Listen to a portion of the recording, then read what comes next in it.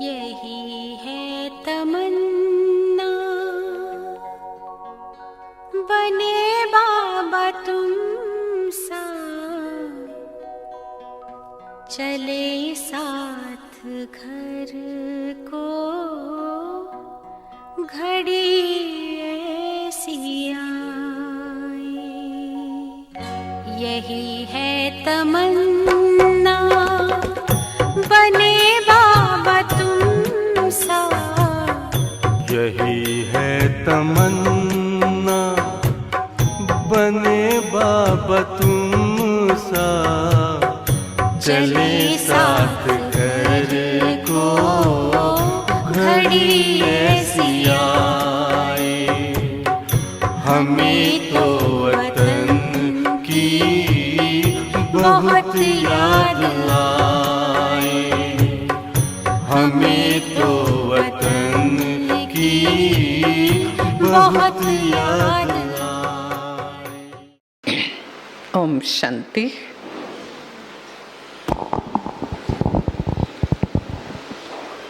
हम सबके शुभ चिंतक अति प्यारे बाप दादा ने हम सभी को एडवांस में प्रोग्राम दे दिया है कि अभी हमें वापस घर जाना है, जिसको नाम दिया है थीम റിട്ടേൺ ജേർണി. നമ്മുടെ എല്ലാം ശുഭചിന്തകനായ അതിപ്രിയ ബാബ് ദാദ നമുക്കെല്ലാവർക്കും അഡ്വാൻസായിട്ട് പ്രോഗ്രാം നൽകിയിരിക്കുകയാണ്. നമുക്കെല്ലാവർക്കും തിരിച്ച് വീട്ടിലേക്ക് പോകണം. ഈ ഭട്ടിയുടെ പേര് തന്നെ റിട്ടേൺ ജേർണി എന്നാണ്, മടക്കയാത്ര. तो अभी हमारी वापस यात्रा, जाना है जाना है जाना है। जैसे आप सबको भी कल से, कई तो पहुंच भी गए, लेकिन कल लास्ट दिन घर में होंगे। सुबह सुबह जाना है, भट्टी करने जाना है। क्या क्या ले जाना है?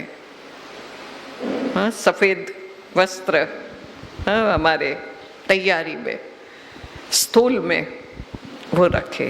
दूसरा, कुछ अपनी मानसिक स्थिति भी अच्छी बनाकर जाए तो अच्छा अनुभव कर सके। कुछ प्राप्ति करनी है, भरपूर होना है, संपन्न होना है, इसलिए जाना है। कपड़ों के साथ कोई बीमार होगा तो कहेंगे इतनी दवाइयाँ ले जानी है, 5 दिन की 6 दिन की। ये भी सोचेगा इतना साबुन पाउडर जो भी है, ऑयल आदि सब ले जाना है। कितनी छोटी छोटी बातें भी ले जाने के लिए सोची और सोचकर अपने बैग में डाली।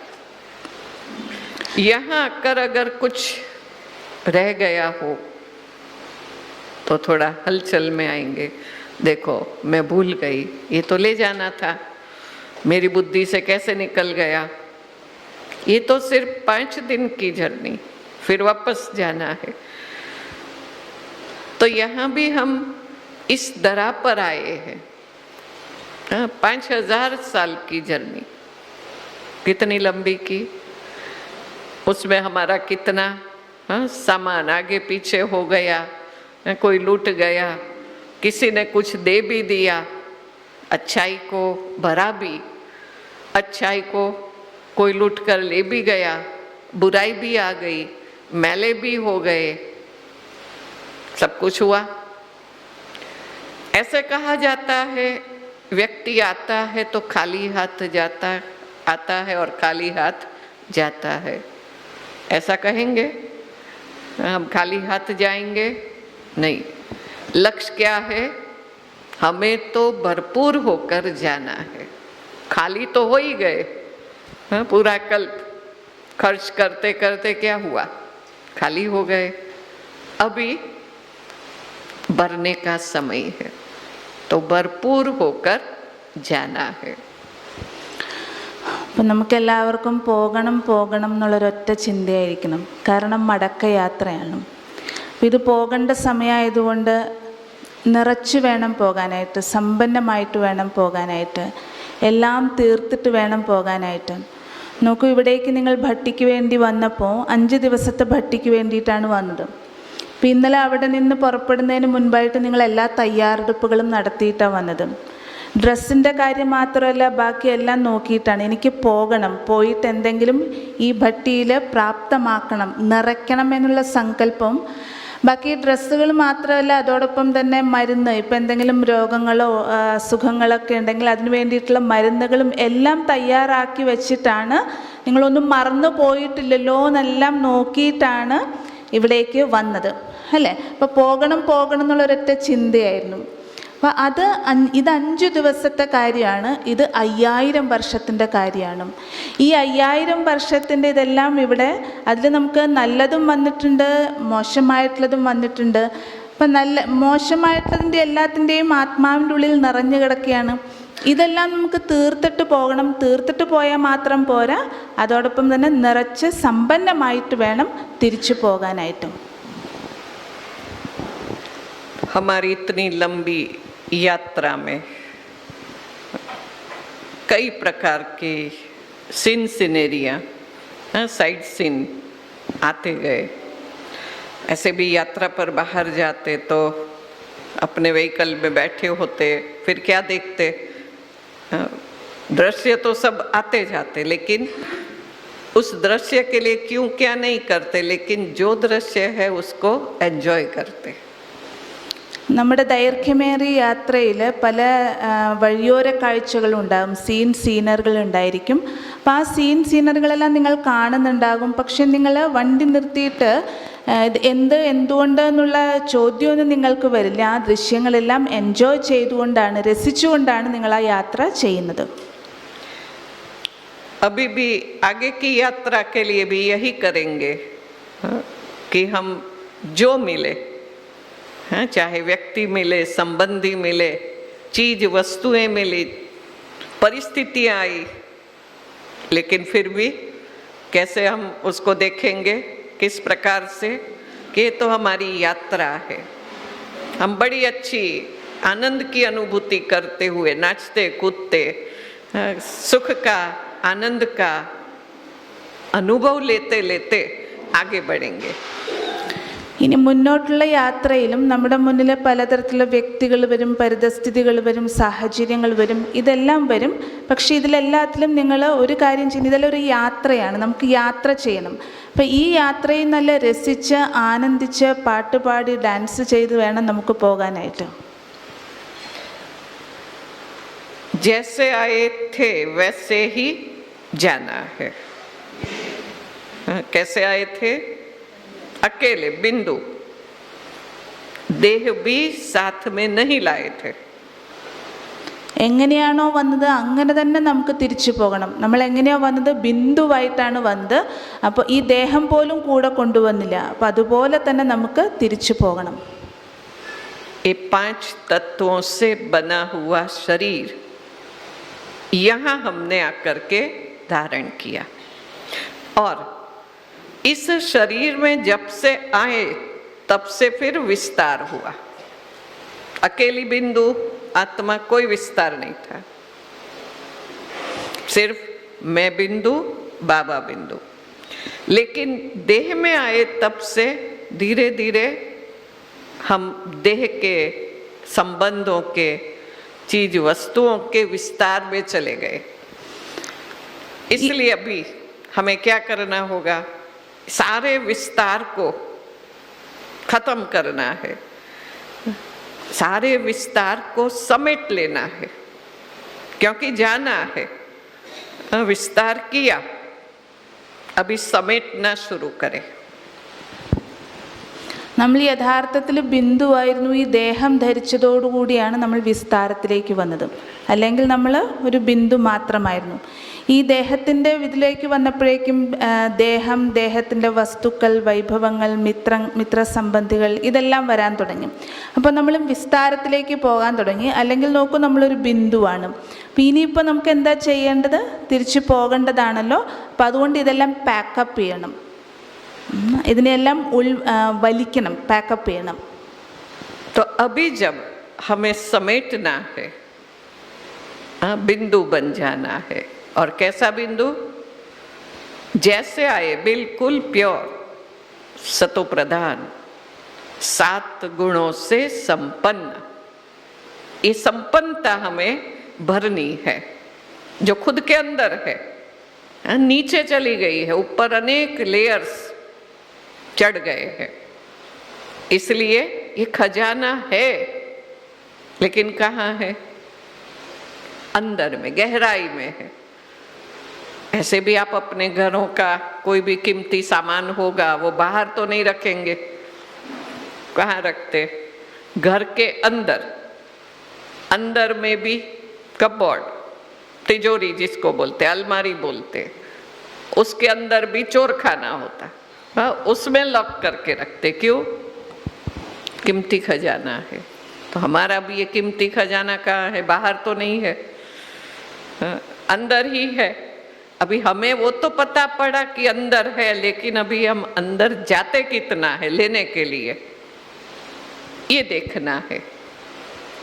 ഇനി ഈ വിസ്താരത്തിൽ നിന്നെല്ലാം വലിഞ്ഞ് നമുക്ക് ഉള്ളിലേക്ക് പോകണം. കാരണം നമ്മൾ ബിന്ദുവാണ്. ബിന്ദുവിൻ്റെയും ആഴത്തിലേക്ക് പോകണം. കാരണം അവിടെയാണ് ഇഷ്ടംപോലെ ഖജനാവുകളുള്ളത്. അപ്പോൾ ഏതുപോലെ നിങ്ങളുടെ വീട്ടിൽ തന്നെ വില കൂടിയ വസ്തുക്കളെല്ലാം എവിടെ വയ്ക്കുന്നത്? വീട്ടിനുള്ളിലാണ്. അതിൽ തന്നെ വീട്ടിനുള്ളിൽ അലമാരിയിൽ വെക്കും. അതിലും വില കൂടിയതാണെങ്കിലുള്ളത് എന്ത് ചെയ്യും? ലോക്കറിൽ വെക്കും. ലോക്കറിൽ ലോക്ക് ചെയ്ത് വെക്കും. ഉള്ളിലാണ് വെക്കുന്നത്. അപ്പം അതേപോലെ ഈ ബിന്ദുവിൻ്റെയും ഉള്ളിലേക്ക് ഇറങ്ങി ചെല്ലുമ്പോൾ അവിടെ ഇഷ്ടംപോലെ ഖജനാവുകളുണ്ട്. അപ്പം നമുക്കതെല്ലാം ഈ സമയത്ത് ഇനി അനുഭവം ചെയ്യണം. അതിന് വേണ്ടിയിട്ടാണ് ഇവിടെ വന്നിരിക്കുന്നത്. इसलिए यहाँ आए हैं तो कहाँ जाएंगे? अंदर चले जाए, गहराई में जाए. അതുകൊണ്ട് ഉള്ളിലേക്ക് പോകണം, ആഴത്തിലേക്ക് പോകണം. हमारा राजयोग क्या करता है? एक ड्रिलिंग प्रोसेस है.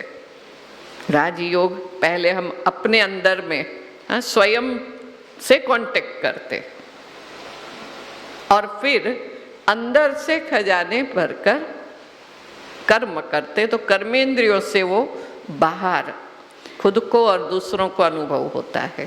ആദ്യം നമുക്ക് ഉള്ളിലേക്ക് പോകണം. ഉള്ളിലേക്ക് പോയിട്ട് അവിടെയുള്ള ഖജനാവുകൾ നിറച്ച് പിന്നെ അത് കർമ്മത്തിലേക്ക് കൊണ്ടുവരണം. പിന്നെ മറ്റുള്ളവർക്കും വീതിച്ചു കൊടുക്കണം. तो देखे हम कितने अंदर चले जाते हैं, जा सकते हैं. रास्ता भी मालूम है, कौन सा खजाना वो भी मालूम है, कैसे जाना वो भी बाबा ने बताया है. तो अभी अंतिम समय की और जब हम जा रहे हैं तो ये खजानों को बाहर निकालना है जो अंदर में भरा हुआ है. हाँ, एक है अंदर जो बाहर निकालना है. इसलिए एकांत में बैठकर अंदर में चले जाए, घुस जाए अंदर में, बहुत खजाना मिलेगा. तो ये अंदर जाना, भीतर चले जाना, तो तैर जाएंगे. भीतर हमें अंदर में चले जाना है, जिसको हम अंतर्मुक्ता भी कह सकते. क्योंकि यहाँ आपको कुछ भी कामकाज, कोई जिम्मेवारी का कार्य नहीं है. न भाइयों को नौकरी धंधे की कोई चिंता है. सब छोड़ करके या सब तैयार करके व्यवस्था करके आए हैं कि 5 दिन कैसे चलेगा, आपके अलावा कौन वो कार्य करेगा. वो जिम्मेवारी अभी आपने 5 दिन के लिए छोड़ दी. माताओं ने भोजन आदि की घर की वो भी जिम्मेवारी या तैयारी करके आए. तो अभी एक ही जिम्मेवारी है. यहाँ आए हैं तो कौन सी जिम्मेवारी? अपने अंदर चले जाए, अपने से बातें करे, अपने खजानों को ऊपर ले आए. आत्मानुभूति। क्या करना है? आत्मानुभूति। അപ്പം നമുക്ക് എന്താ ചെയ്യേണ്ടതെന്ന് ആത്മ അനുഭൂതിയാണ് ചെയ്യേണ്ടത്. നമ്മുടെ ഉള്ളിലേക്ക് പോകണം. ഇപ്പം നിങ്ങൾക്കിവിടെ കിട്ടിയിരിക്കുന്ന സമയം എന്ന് പറയുന്നത് തൻ്റെ അകത്തേക്ക്, തൻ്റെ ഉള്ളിലേക്ക് പോകാനുള്ള സമയമാണ്. കാരണം എല്ലാവരും എല്ലാ ഏർപ്പാടുകളും ചെയ്തിട്ടാണ് വന്നിരിക്കുന്നത്. സഹോദരന്മാരാണെങ്കിൽ തൻ്റെ ജോലിയുടെയും ബാക്കി കാര്യങ്ങളുടെ എല്ലാം വ്യവസ്ഥകളാണ് ചെയ്തിട്ട് വന്നിരിക്കുന്നത്. മാതാക്കളാണെങ്കിൽ അവർക്ക് വീട്ടിലെ ഭോജനമോ ഒന്നും നോക്കേണ്ട കാര്യമില്ല. അപ്പോൾ ഈ ദിവസങ്ങളിൽ നിങ്ങൾ എന്ത് ചെയ്യണം? തൻ്റെ അകത്തേക്ക്, ഉള്ളിലേക്ക് പോയിട്ട് ആ ഉള്ളിൽ കിടക്കുന്ന ഖജനാവുകൾ എവിടെയാണ് ഇരിക്കുന്നതെന്നറിയാം, എന്തെല്ലാമാണെന്ന് അറിയാം, അതിനുള്ള മാർഗവും അറിയാം. ഇനിയിപ്പോൾ നമ്മൾ ചെയ്യേണ്ടത് എന്താണ്? അത് പുറത്തേക്ക് എടുക്കണം, എന്നിട്ട് അതിൻ്റെ അനുഭവം ചെയ്യണം. ഇതിനെ തന്നെയാണ് അന്തർമുഖത എന്നും പറയുന്നത്, ഉള്ളിലേക്ക് പോവുക. तो अभी तपस्या करनी है, ये पहला स्टेप है.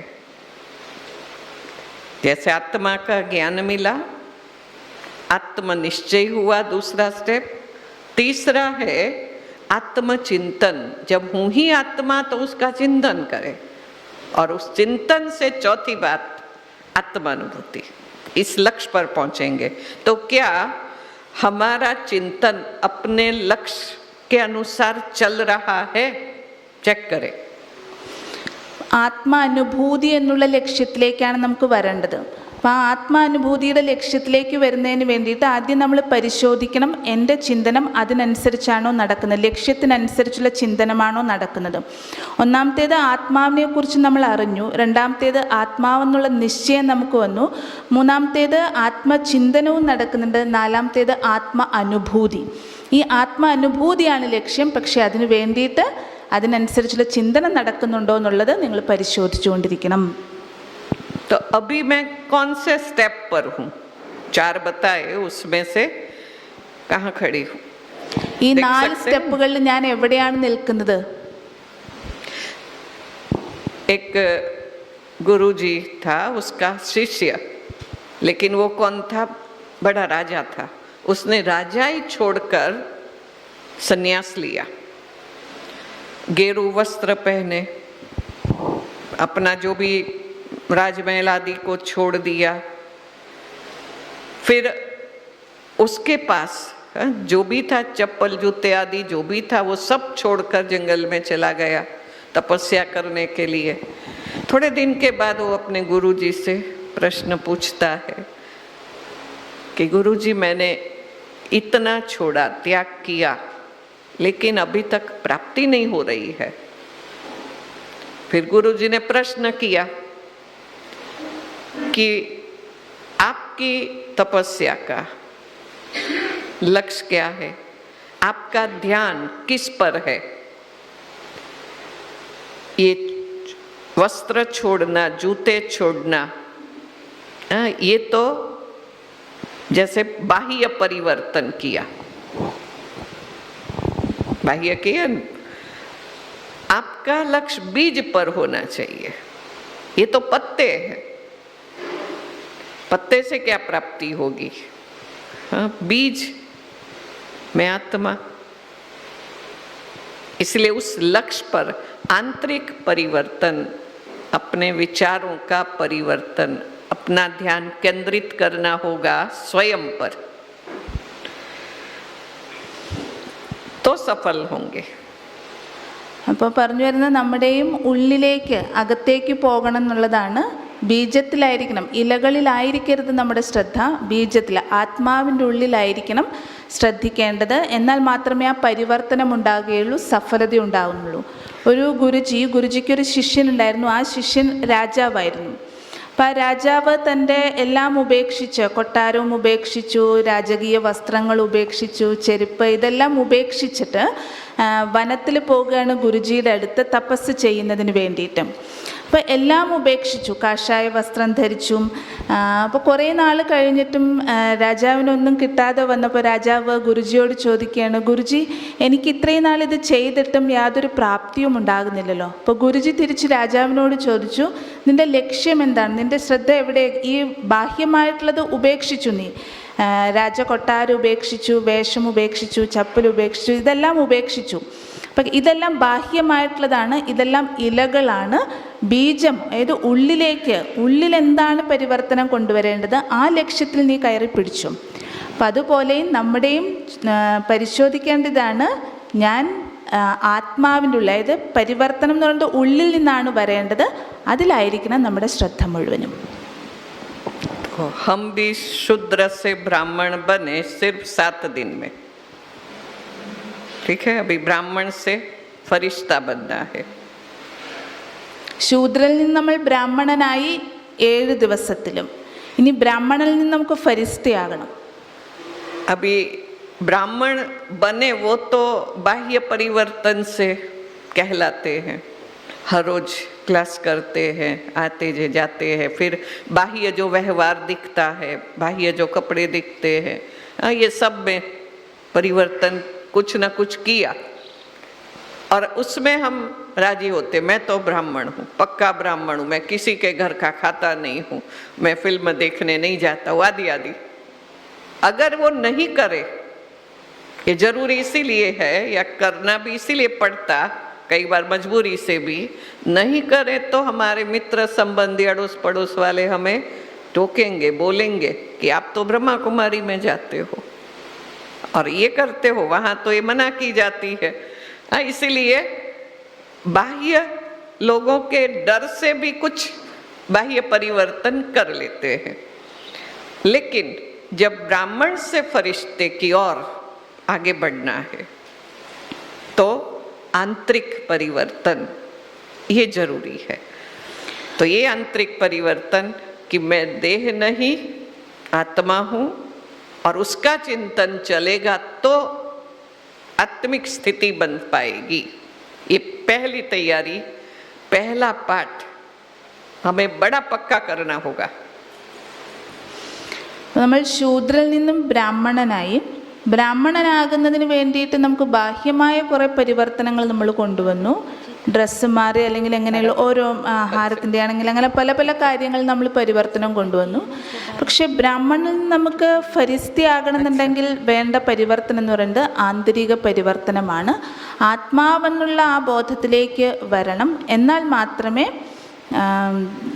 ആന്തരിക ഫരിസ്തയാകാൻ പറ്റുള്ളൂ. आप समझते हो कि ये परिवर्तन करेंगे तभी बन सकेंगे, ये पाठ पक्का करेंगे.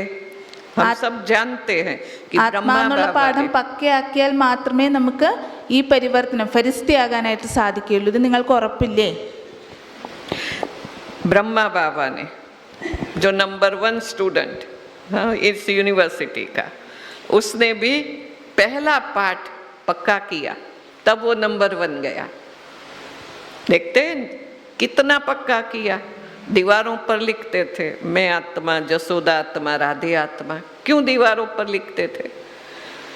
ये भी इसीलिए जरूरी था कि मैं तो समझता हूँ, अभ्यास करता हूँ, लेकिन पढ़ने वाला भी, उसको भी याद आएगा कि जसोदा आत्मा है, राधे आत्मा है. तो खुद के लिए और दूसरों के लिए दीवारों पर लिखता था. जबकि आत्मा का ज्ञान इतना विस्तार से बाबा ने नहीं बताया था. फिर भी कई बार हम सोचते हैं कि कितना ब्रह्मा बाबा ने, मम्मा ने अपने आप अभ्यास किया और शुरुआत की. आगे तो कोई शुरू करने वाले थे नहीं. हमारे लिए तो बाबा मम्मा भी है, दादियाँ भी है, जिन्होंने ऐसे अभ्यास से कहाँ पहुँचे वो देखा, अनुभव किया. तो ये पहला पाठ, मैं स्टार हूँ, वो है हमारी पुरुषार्थ की स्टार्टिंग. पुरुषार्थ स्टार्ट होता है कहाँ से? स्टार से. പുരുഷാർത്ഥത്തിൻ്റെ തുടക്കം എന്ന് പറയുന്നത് സ്റ്റാറിൽ നിന്നാണ്, ആ ബിന്ദുവിൽ നിന്നാണ്. നമ്പർ 1 ആയിട്ടുള്ള ബ്രഹ്മ ബാബ ഈ പാഠം ഉറപ്പിച്ചിരുന്നു, ഞാൻ ആത്മാവാണെന്നുള്ളത്. ബാബ സ്വയം ഉറപ്പിക്കുക മാത്രമല്ല ചെയ്തത്, മറ്റുള്ളവർക്കും കൂടി ഉറപ്പ് നൽകാൻ വേണ്ടിയിട്ട് ചുവരുകളിലൊക്കെ എഴുതുകയായിരുന്നു. അതായത് ഞാനൊരാത്മാവാണ്, യശോദൊരാത്മാവാണ്, രാധ ഒരു ആത്മാവാണ്. അപ്പോൾ അത് വായിക്കുന്നവർക്കും ആ ഓർമ്മ വരും താനൊരു ആത്മാവാണെന്നുള്ളത്.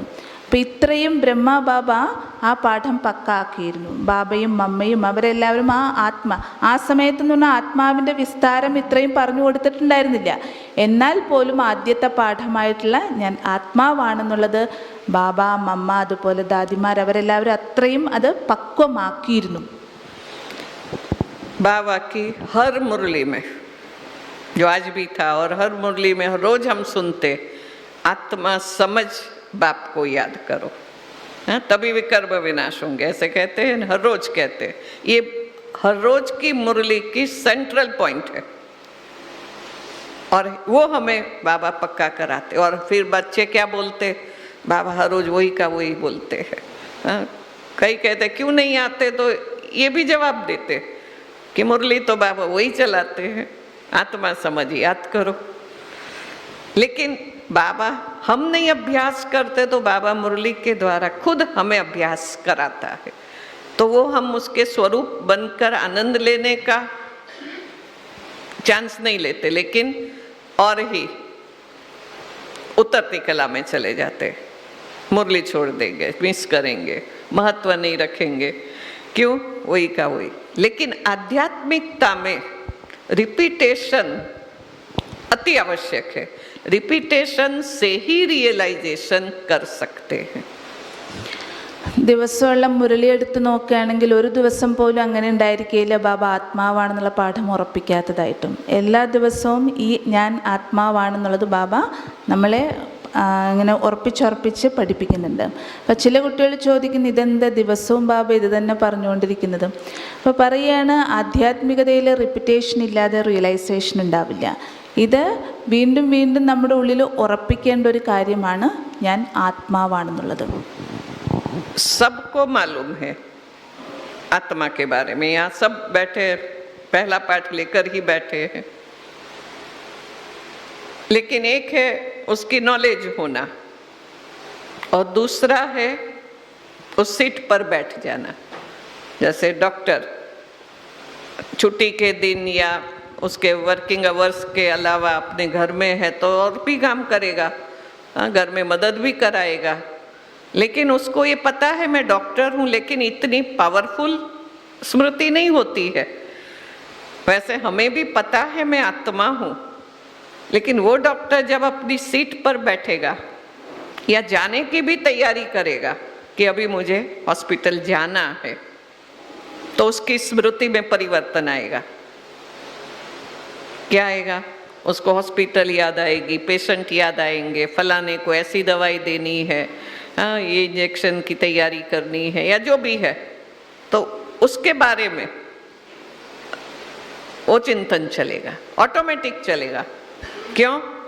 अपनी पोजीशन पर वो आ गया, अभी मैं अपने हॉस्पिटल जाने की तैयारी कर रहा हूँ, मैं डॉक्टर हूँ, तो वहाँ की सारी कार्यवाही जो भी करनी है वो उसकी स्मृति में आती जाएगी, मेहनत नहीं करनी पड़ेगी। वैसे बाबा हमें कहते मैं आत्मा हूँ ये पक्का करो, हाँ बैठ कर के पक्का करो, चलते फिरते भी पक्का करो, तो क्या होगा? आत्मा के संबंध से जो भी बातें हैं, चाहे आत्मा के अपने अनादि गुण है, चाहे आत्मा के संबंध में शिव बाबा है, आत्मा के संबंध में घर है, आत्मा के संबंध से रूप है, हाँ वो डॉक्टर भी सब तैयारी करेगा, अभी मैं डॉक्टर बनकर जा रहा हूँ, तो कैसे हाँ टाई वाई लगा कर जाएगा, हाँ, क्योंकि अभी डॉक्टर घर में नहीं लगाएगा। तो जैसी स्मृति हाँ वैसी स्थिति फिर बनती है।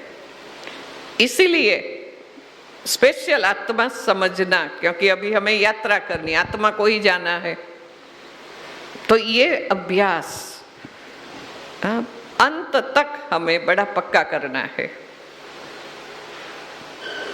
ആത്മാവാണെന്ന് അറിയുക അതൊരു കാര്യം, പക്ഷേ ആത്മാവിൻ്റെ സ്ഥിതിയിൽ സ്ഥിതി ചെയ്യുക അതാണ് നമുക്കിപ്പോൾ വേണ്ടതും. അറിഞ്ഞു, നമ്മൾ മനസ്സിലാക്കി, പക്ഷേ അതുകൊണ്ടായില്ല, നമുക്ക് ആ സ്ഥിതിയിൽ ഇരിക്കണം.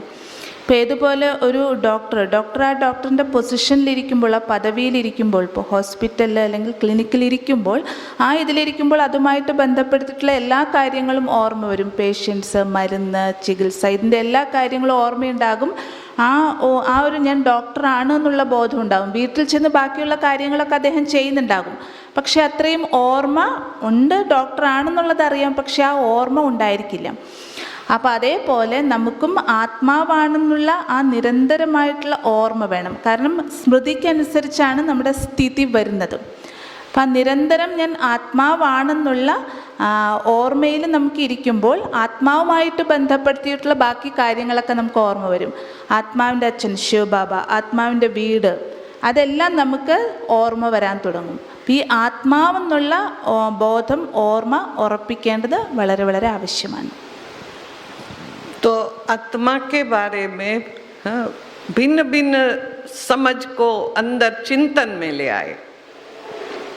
भल मालूम है मैं आत्मा हूँ, लेकिन फिर भी हमें अलग अलग एग्जाम्पल को याद करके क्या करना होगा, पक्का करना होगा, खुद को शरीर से न्यारा हूँ या अनुभव करना होगा।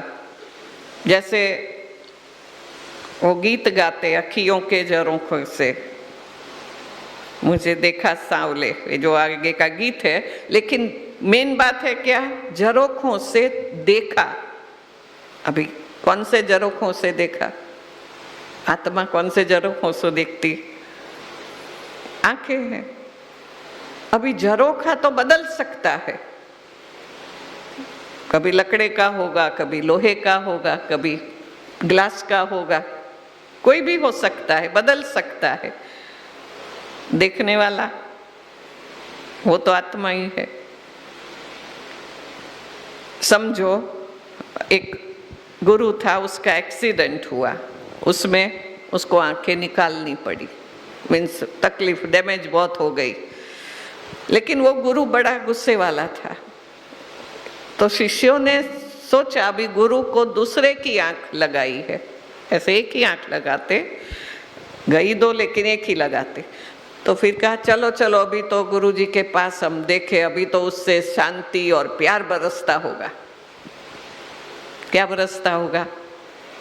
आंखें बदल गई, दूसरे की आंखें डाली, तो क्या ये अंदर का जो प्रवाह है वो बदल सकता व वो ही रहेगा? क्या समझते हो? ഒരു ഗുരുവിൻ്റെ ഒരു കണ്ണ് പോയി. അപ്പോൾ അദ്ദേഹത്തിൻ്റെ ശിഷ്യന്മാർ കണ്ണ് മാറ്റി, വേറൊരാളുടെ കണ്ണെടുത്ത് വച്ചു കൊടുത്തു. അപ്പോൾ 2 കണ്ണുകളും മാറ്റി. അപ്പോൾ ആ കണ്ണ് മാറ്റിയത് കൊണ്ട് സ്നേഹത്തിൻ്റെ, സന്തോഷത്തിൻ്റെ അങ്ങനെയുള്ളതായിട്ട് മാറുമോ? അതോ ഉള്ളിലുള്ളത് മാറ്റിയാൽ മാത്രമേ കാഴ്ചപ്പാട് മാറുള്ളൂ? എങ്ങനെയാണോ? ആ കണ്ണുകൾ മാറ്റിയതുകൊണ്ട്, വേറൊരാളുടെ കണ്ണെടുത്ത് ഫിറ്റ് ചെയ്തതുകൊണ്ട് അദ്ദേഹത്തിൻ്റെ കാഴ്ചപ്പാട് മാറുമോ? ആ ഗുരുവിൻ്റെ വളരെ ദേഷ്യക്കാരനായിട്ടുള്ളൊരു ഗുരുവായിരുന്നു. അപ്പം ആ കണ്ണുകൾ മാറ്റിയതുകൊണ്ട് കാഴ്ചപ്പാട് മാറണമെന്നുണ്ടോ? क्या जवाब? वही क्रोध बरसेगा। भला आंखें बदल गई, अभी ये हमें समझ जो मिली या है, उसको प्रैक्टिकल में देखते हुए हमें भी अभ्यास करना है। दूसरों की आंखों से देखने वाला कौन, मैं इन आंखों से देखने वाली कौन, आदि समझ के बाद जब उसका चिंतन नहीं करते हैं तो हमें रिजल्ट नहीं मिलती। അപ്പം മനസ്സിലാക്കിയിട്ട്, ആത്മാവാണെന്നുള്ളത് മനസ്സിലാക്കി, പക്ഷെ അതിനെക്കുറിച്ച് ഇനി നമ്മൾ ഇരുന്ന് അഭ്യസിക്കണം, അതിനെക്കുറിച്ച് മനസ്സിലാക്കി ചിന്തനം ചെയ്യണം. കാരണം ചിന്തനം ചെയ്തില്ല എങ്കിൽ അതിൻ്റെ റിസൾട്ട് നമുക്കുണ്ടാവില്ല.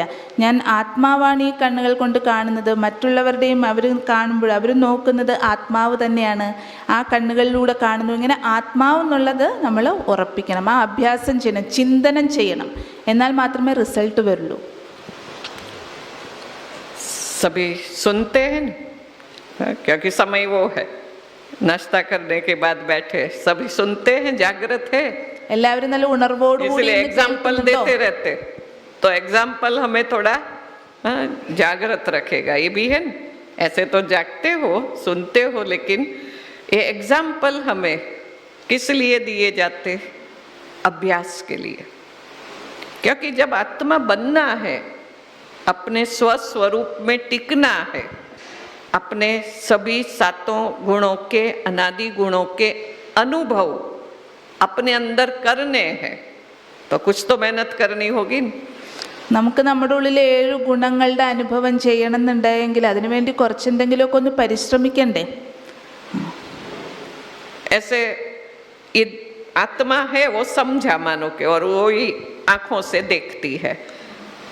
फिर जैसे बाबा ने स्थान बताया वो कहाँ है, तो हम कहाँ विजुलाइज करेंगे कि यहाँ बैठे हुए वो देख रही है। सोच भी चले तो हम देखे भी, तभी तो कुछ अनुभूति कर सकेंगे, उसे तो एकाग्रता कही जाती। तो जैसे कहाँ है, गहराई में बैठी हुई है, हाँ यहाँ सरफेस पर नहीं है। नहीं तो कई बार बाबा कहते हैं यहाँ फोड़ा निकल आएगा। अगर आत्मा बड़ी है, यहाँ बैठी है तो दिखाई देगी, लेकिन ऐसा तो न बड़ी है न यहाँ बैठी हुई है, अंदर में बैठी है। मालिक कहाँ बैठता है?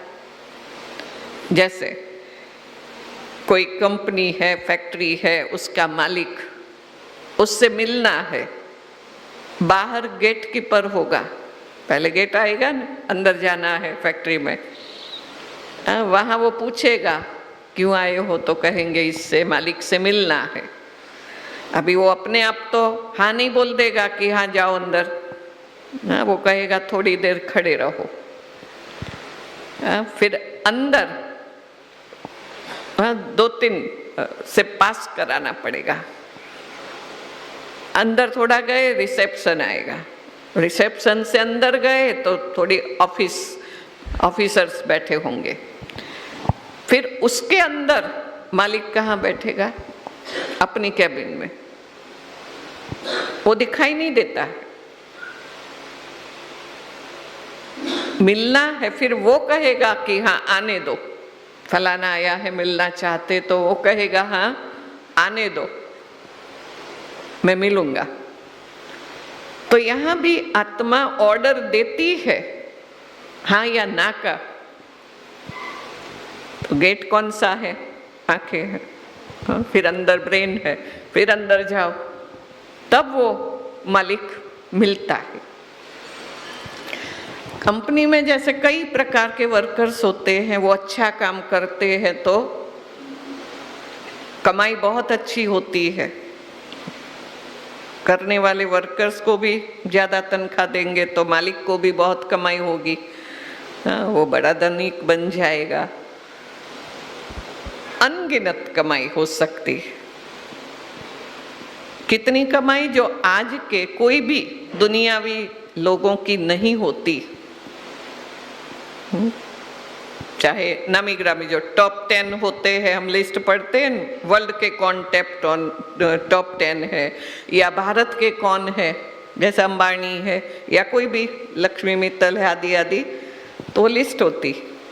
उसकी तो क्या कमाई है, लेकिन ये अंदर बैठा हुआ जो मालिक है उसकी अनगिनत कमाई होती है। लेकिन कब? जो वर्कर्स कौन? कर्मेंद्रिया, वो अच्छा काम करती है तो कमाई होती है। और ये कमाई है भी कैसी? वो बल कितने भी धनवान होंगे लेकिन वो साथ नहीं ले जाएंगे। और हमारी कमाई जितनी भी करेंगे अपने साथ चलेगी। तो ये हमारी कमाई है। ഇപ്പോൾ 2 കാര്യങ്ങളാണ് പറഞ്ഞത്. ഒന്ന്, ആത്മാവെന്ന് പറയുന്ന മാലിക് ഉള്ളിലാണ് ഇരിക്കുന്നത്, അതിൻ്റെ ആഴത്തിലേക്ക് പോയി അതിൻ്റെ അനുഭൂതി ചെയ്യണം.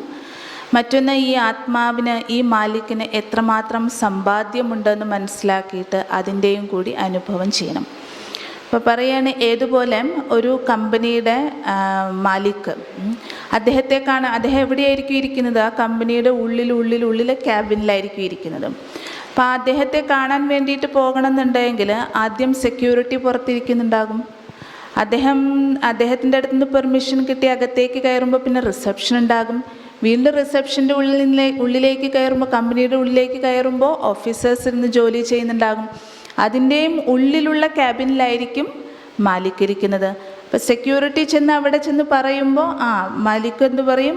അദ്ദേഹത്തെ കയറ്റി വിട്ടോളാൻ പറയും. ആരാണോ കാണാൻ വന്നിരിക്കുന്നത് അവരോട് കയറി വന്നോളാൻ പറയും അല്ലേ.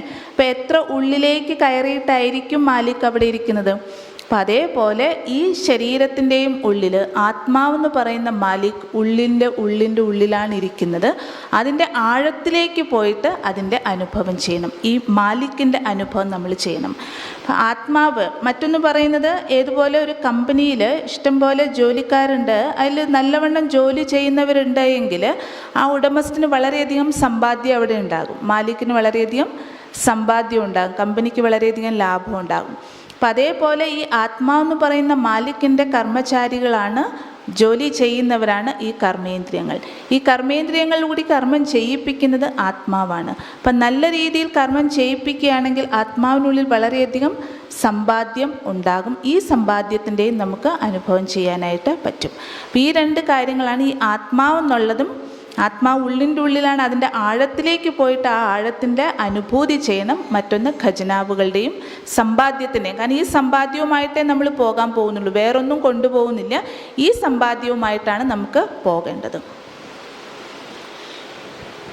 तो जैसे मैं बोलती हूँ, आप भी विजुअलाइज करते होंगे कि मैं मालिक इतनी गहराई में अंदर में बैठा हूँ.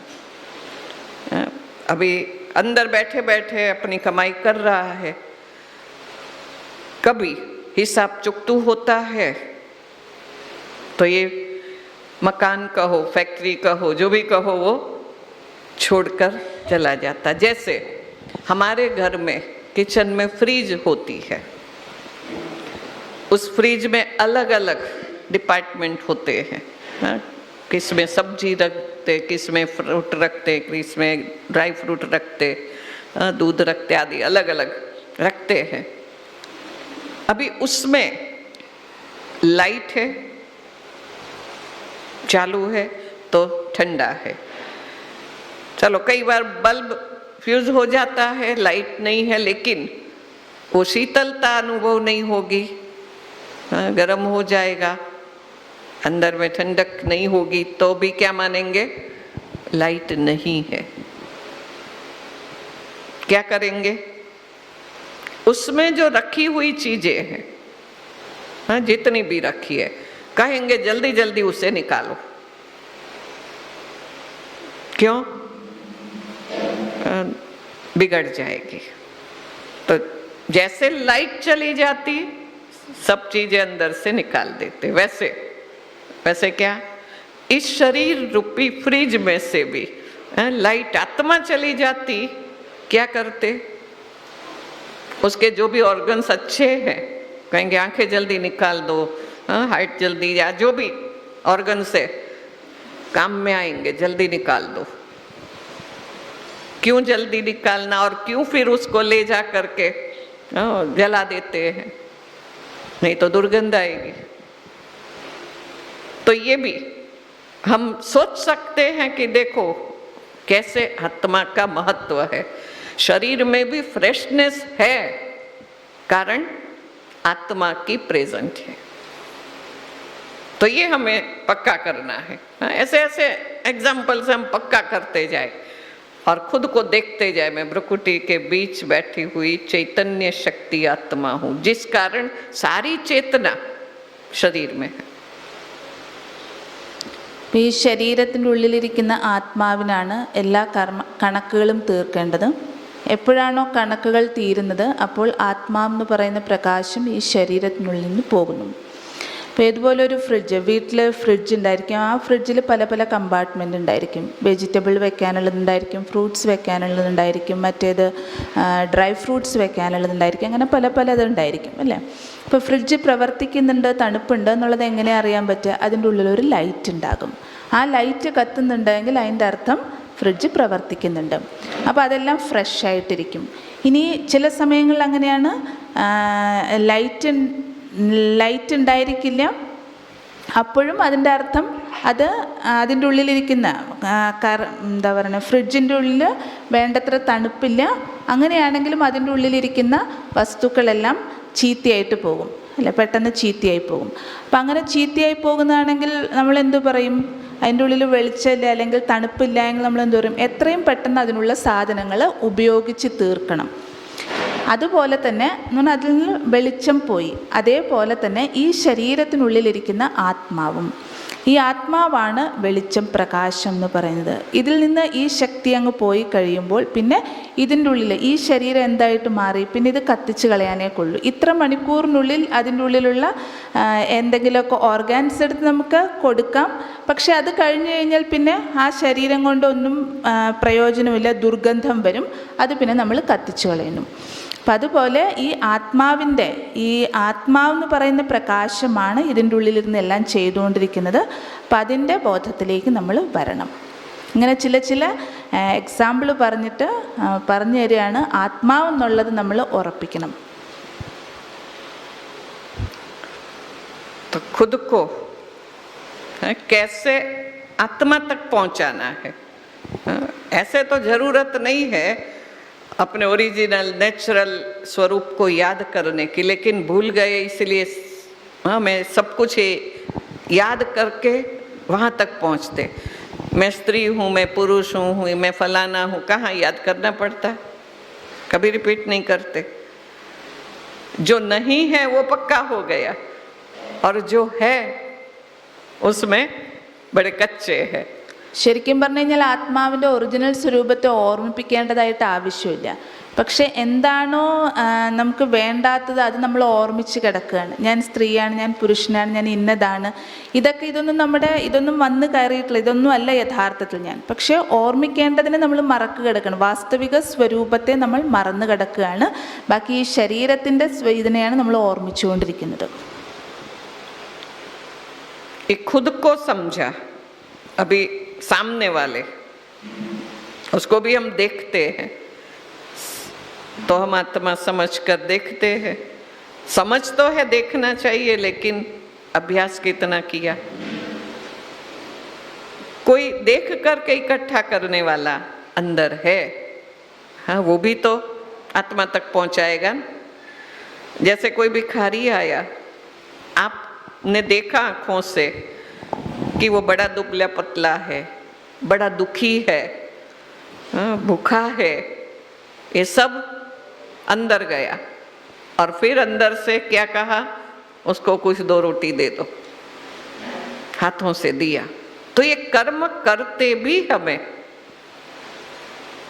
याद रखना होगा, पहले रखना होगा, फिर वो स्वाभाविक नेचुरल हो जाता.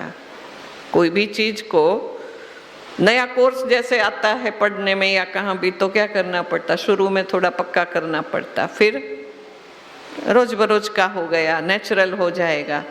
नींद से जगा करके पूछो तो भी उसे पक्का हो जाएगा. आज हमें कोई आत्मा का लेसन दे दो, चित्र समझा दो, नींद से उठा करके भी कहे तो नहीं समझा सकेंगे, समझा देंगे, क्योंकि थियोरेटिकली हमने पक्का कर लिया है. अभी प्रैक्टिकल में नींद से उठे तो मैं आत्मा हूँ वो याद आता, या मैं शरीर हूँ वो याद आता. हाँ, ये भी तो देखना है, चेक करना. हाँ, अमृत वेले उठते हैं पहले क्या याद आएगा, और उसका आधार भी क्या होगा? रात को सोए तब कौन सी स्मृति में सोए? आत्मा बनकर सोए, खुद को आत्मा समझकर सोए कि परम धाम में अभी मैं आत्मा जाती हूँ, सो जाती हूँ. तो उठेंगे कहाँ? जहाँ सोए वहाँ ही उठेंगे, तो हमें उठते परम धाम ही याद आएगा. तो सोने की विधि भी हमारी ठीक करनी होगी कि 5 मिनट चिंतन करके बाबा को याद करके जरूर सोए. ये हमारे जैसे बाबा ने नियम मर्यादाओं में सब बताया है. अभी करते हैं या नहीं वो हर एक पर है. बाबा हमें परफेक्ट बनाने का ज्ञान देता है. अभी उसमें हर एक नंबरवार ग्रहण करते, एक जैसा तो नहीं होगा. हम ज़्यादा से ज़्यादा बाबा से ग्रहण करें. जितनी एकाग्रता से हम सुनेंगे उसका महत्व रहेगा और उतनी हमारी ग्रहण शक्ति बढ़ेगी। जरूरी क्या है? एकाग्रता से सुनना। सुनते हुए और सोच चलती रहेगी तो अंदर नहीं जाएगा। तो ये भी हमारी पहली बात है, वो बड़ी सीरियस है और बड़ी महत्व की है। यही ब्राह्मण जीवन की नींव है, यही हमारी तपस्या का आधार है। हमें बड़े ध्यान से सब कुछ बैठे बैठे एकांत में सोचना है। ऐसे कुछ एग्जाम्पलों को याद करके हम आत्मा तक खुद को पहुंचाए और आत्मिक स्थिति क्या है उसका अनुभव करें। അപ്പോൾ ഏതൊരു കാര്യത്തെയും നമുക്ക് സ്വാഭാവികമാക്കണമെന്നുണ്ടെങ്കിൽ ആദ്യം അത് സ്മൃതിയിൽ വെക്കണം, ഓർമ്മയിൽ വെക്കണം. അപ്പം ആത്മാവെന്നുള്ളതും ആദ്യം നമ്മൾ ഓർമ്മയിൽ വെക്കണം, പിന്നെ അതിൻ്റെ ഗുണങ്ങൾ നമുക്ക് സ്വാഭാവികമാകാൻ തുടങ്ങും. ഇപ്പോൾ ഒരു യാചകൻ വീട്ടിൽ വരികയാണ്. ആ വീട്ടിൽ വരുമ്പോൾ അദ്ദേഹത്തെ കാണുമ്പോൾ നമ്മൾ മനസ്സിലാവുകയാണ്, ഇദ്ദേഹം വളരെ ദുഃഖിതനാണ്, അശാന്തനാണ്, ഇങ്ങനെയാണ്, വളരെ ദരിദ്രനാണ്. അപ്പോൾ നമ്മൾ എന്ത് ചെയ്യുന്നു? പൈസ എടുത്ത് കൊടുക്കുന്നു. അപ്പോൾ ആദ്യം അദ്ദേഹത്തെ കാണുമ്പോൾ മനസ്സിലാക്കുന്നു, പിന്നെ നമ്മൾ ചെയ്യാനുള്ള കാര്യം ചെയ്യുന്നു. അപ്പം അതുപോലെ ഇത് നാച്ചുറലായിട്ട് മാറണം. നമ്മുടെ ആത്മാവിൻ്റെ സ്വാഭാവിക ഗുണങ്ങളുടെ ഇത് നാച്ചുറലായിട്ട് സ്വാഭാവികമായിട്ട് മാറണമെന്നുണ്ടെങ്കിൽ ആദ്യം അത് ഓർമ്മയിൽ വെക്കണം. അപ്പം അതിന് വേണ്ടിയിട്ട് പറയുകയാണ്, രാവിലെ എഴുന്നേൽക്കുമ്പോൾ തന്നെ, അമൃതവേളയിൽ എഴുന്നേൽക്കുമ്പോൾ തന്നെ നമുക്ക് ഈ ഓർമ്മയുണ്ടായിരിക്കണം ആത്മാവാണെന്നുള്ളത്. അതിനെക്കുറിച്ച് ചിന്തിക്കുകയും വേണം. പക്ഷേ ആ അമൃതവേളയിൽ എഴുന്നേൽക്കുമ്പോൾ നമുക്ക് ആ ചിന്തനം വരണമെന്നുണ്ടെങ്കിൽ രാത്രി കിടക്കുന്നതിന് മുൻപായിട്ട് എന്ത് ചെയ്യണം? അത് ഓർമ്മിച്ച് കിടക്കണം. അപ്പോഴാണ് അത് നമ്മുടെ സബ് കോൺഷ്യസ് മൈൻഡിലേക്ക് പോകുന്നത്. അപ്പം അതിൻ്റെ ചിന്തനം നിങ്ങൾക്ക് നടന്നുകൊണ്ടിരിക്കണം. പിന്നെ ഏകാഗ്രതയോടുകൂടി അത് കേൾക്കണം, കേട്ടിട്ട് അതിനെക്കുറിച്ച് ചിന്തിക്കണം. കുറച്ച് സമയം ഇരുന്ന് നമ്മൾ അതിനെക്കുറിച്ച് ചിന്തിച്ച് മനസ്സിലാക്കി അത് ഉള്ളിൽ ഉറപ്പിക്കണം എന്ന് ആ കാര്യത്തെ. വെറുതെ കേട്ടാൽ മാത്രം പോരാ, അതിനെക്കുറിച്ചുള്ള ചിന്തനം ചെയ്യണം. ഏകാന്തതയിലിരുന്ന് നമ്മൾ അതിനെക്കുറിച്ച് വിചാരം ചെയ്യണം. जैसे व्यक्ति को देख करके ये अनुभव करे, मैं अलग हूँ, आँखों से देखा, कानों से सुना, फिर मुख से उसे मदद दी या हाथों से कुछ दिया। अभी प्रकृति को भी देख करके, जैसे आजकल बारिश की सीजन है, हर बात को हम ज्ञान से जोड़े। जहाँ भी जिस ज्ञान की चीज सेट होती है वहाँ हम कर दे। बारिश आती है, ऊपर से बादलों से बूंद बूंद गिरती है, ठीक है। मैं आत्मा कौन हूँ? मैं भी बूंद हूँ, हाँ, बिंदी। अभी वो बारिश जब ऊपर से आती है तो एकदम प्योर होता है। वो पानी को क्या करते? कहते तो नेचुरल स्टरीलाइज पानी है, बिल्कुल शुद्ध है। लेकिन जैसे वो नीचे आते हैं बूंद, वैसे कुछ हवा से, कुछ ऐसे केमिकल से या कुछ बैक्टीरिया है, जीवाणु है, ऐसे छोटे छोटे बिल्कुल वो थोड़े थोड़े मिक्स होते हैं। और नीचे धरती पर आती है तो वो बूंद मिट्टी मिक्स होती। वो बूंद सब इकट्ठी होकर जब नाले में चली जाती तो गंदी हो जाती, हाँ, दुर्गंध मिक्स हो जाती, होता है ना ये प्रोसेस। अभी शुद्धिकरण कैसे होता? नेचुरल होता। इतना ब्यूटीफुल प्रोसेस नेचर में है कि सूर्य की किरणें, हाँ, उस पर आती है, उसमें से बाप बनकर ऊपर चली जाती, गंदगी नीचे रह जाती, बादल बनते। जैसा था, जब पानी ऊपर से आया तो प्योर था, स्वच्छ था, बीच में ये सब मिलावट हुई, फिर ऊपर गया। किस आधार से? सूर्य की शक्ति के आधार से। क्या ऐसा ही प्रोसेस हम आत्माओं का नहीं है? लगता है। അപ്പോൾ ഏതുപോലെ ഒരു വ്യക്തിയെ കാണുമ്പോൾ, ആ വ്യക്തിയോട് സംസാരിക്കുമ്പോൾ, ആ വ്യക്തി വേറെയാണ്, ഞാൻ വേറെയാണെന്നുള്ളത് നമുക്ക് മനസ്സിലാകുന്നുണ്ട്, അത് ചെയ്യാൻ പറ്റുന്നുണ്ട്. അതേപോലെ തന്നെ പ്രകൃതിയുടെയും കാര്യം. അപ്പോൾ ഓരോ കാര്യവും ആത്മാവുമായിട്ട് റിലേറ്റ് ചെയ്ത് പറയുകയാണ്, പ്രകൃതിയും ആത്മാവുമായിട്ട് റിലേറ്റ് ചെയ്ത് പറയുകയാണ്. അപ്പോൾ അവിടെ ഏതുപോലെ മഴ, അപ്പം ഇത് മഴയുടെ സീസണാണല്ലോ. അപ്പോൾ മഴ പെയ്യുമ്പോൾ നോക്കൂ, മേഘങ്ങളുടെ ഇടയിൽ നിന്ന് മഴ വരുമ്പോൾ ആ മഴവെള്ളം നല്ല പ്യുവറായിരിക്കും, നല്ല ശുദ്ധമായിരിക്കും. പിന്നെ അത് അന്തരീക്ഷത്തിലേക്ക് വരുമ്പോൾ അന്തരീക്ഷത്തിലുള്ള കെമിക്കൽസും അതേപോലെ തന്നെ പൊടിപടലങ്ങളും അതിൽ മിക്സ് ആകുന്നു. വീണ്ടും താഴേക്ക് വരുമ്പോൾ, ഭൂമിയിലേക്ക് വരുമ്പോൾ ഈ ഭൂമിയിലുള്ള മണ്ണുമായിട്ടത് കലരുന്നു. പിന്നെ വീണ്ടും അത് ചാലുകളിലൂടെ, അഴുക്ക് ചാലുകളിലൂടെ പോകുമ്പോൾ ആ വെള്ളം എന്തായിട്ട് മാറുന്നു? അത് വളരെ ദുർഗന്ധമുള്ള മോശമായിട്ടുള്ള വെള്ളമായിട്ട് മാറുന്നു. ഇതിൻ്റെ ശുദ്ധീകരണ പ്രക്രിയയും എങ്ങനെയാണ് നടക്കുന്നത്? ഇതേ വെള്ളം, അതായത് സൂര്യരശ്മികൾ പതിക്കുമ്പോഴാണ് അതിൻ്റെ ശുദ്ധീകരണം നടക്കുന്നത്. അതായത് ഇവിടെയുള്ള വെള്ളം ബാഷ്പീകരിച്ച് മഴയായി, മേഘങ്ങളായി മാറി മഴയായി പെയ്ത് പിന്നെ വീണ്ടും അതേ പ്യുവർ വാട്ടർ, ശുദ്ധമായിട്ടുള്ള വെള്ളം തന്നെയാണ് വരുന്നത്. സൂര്യൻ്റെ കിരണത്തിൽ കൂടിയാണ് അവിടെ ശുദ്ധീകരണം നടക്കുന്നത്. അപ്പം അതേപോലെ ആത്മാവിൻ്റെയും ഈ സമയത്ത് ശുദ്ധീകരണം നടക്കണം. तो हम आत्माएं भी सतयुग में आई तो कैसी थी? बिल्कुल प्योर। फिर क्या हुआ? ये सूक्ष्म थोड़ी थोड़ी कमियां अंदर में ऐड होती गई, अर्थात उसकी प्योरिटी की परसेंटेज, स्वच्छता की परसेंटेज में कुछ कमी आने लगी. जो हम कहते हैं 2 कला कम हुई, 8 कला कम हुई. फिर द्वापर युग आया, मिट्टी मिलने लगी. देह क्या है? मिट्टी.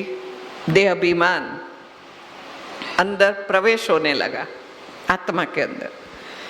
फिर कलयुग आया तो जैसे नाले में चली गई, एकदम आत्मा जो स्वच्छ थी एकदम इम्प्योर, अस्वच्छ बन गई, किचड़े वाली बन गई.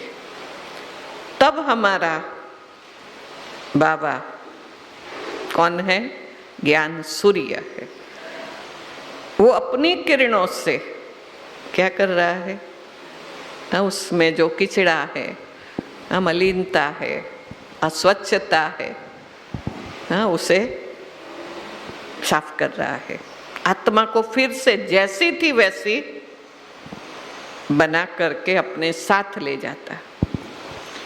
ഈ സമയത്ത് ജ്ഞാനസൂര്യനായിട്ടുള്ള ബാബ വന്ന് ആത്മാവിനെ എങ്ങനെയാണോ ഇവിടേക്ക് വന്നത് അതേപോലെയാക്കി തിരിച്ചു കൊണ്ടുപോവുകയാണ്. ആത്മാവിലുള്ള അസ്വച്ഛത, ആത്മാവിലുള്ള മലിനം ഇതെല്ലാം മാറ്റിയിട്ട്, മാലിന്യങ്ങളെല്ലാം നീക്കിയിട്ട് തിരിച്ചു കൊണ്ടുപോവുകയാണ്. അപ്പോൾ ഇതുപോലെ നമ്മൾ അവിടെ നിന്ന് മുകളിൽ നിന്ന് താഴേക്ക് സത്യുഗത്തിലേക്ക് വന്നപ്പോൾ ആത്മാവ് എത്ര ശുദ്ധമായിരുന്നു, പവിത്രമായിരുന്നു. ആത്മാവിൻ്റെ ഉള്ളിൽ ഈ 7 ഗുണങ്ങൾ ഉണ്ടായിരുന്നു, സതോപ്രധാനമായിരുന്നു. അതേ ആത്മാവ് 16 കല സമ്പൂർണ്ണമായിരുന്നു. പിന്നെ കലകൾ കുറഞ്ഞു വന്നു. ത്രേതായുഗത്തിലേക്ക് എത്തിയപ്പോൾ 2 കല കുറഞ്ഞു. അതിൻ്റെ ഉള്ളിൽ കുറച്ച് അതിനുള്ള വന്നു. ഇതുപോലെ അന്തരീക്ഷത്തിലേക്ക് വരുമ്പോൾ അന്തരീക്ഷത്തിലുള്ള മാലിന്യങ്ങളൊക്കെ കയറില്ലേ, അതേപോലെ ആത്മാവിൽ ചെറുതായിട്ട് അതിൻ്റെ കലകൾ കുറഞ്ഞു, പ്യൂരിറ്റി കുറഞ്ഞു. വീണ്ടും ദ്വാപരയുഗത്തിലേക്ക് വന്നപ്പോൾ മണ്ണിലേക്ക് വീണതുപോലെയാണ്.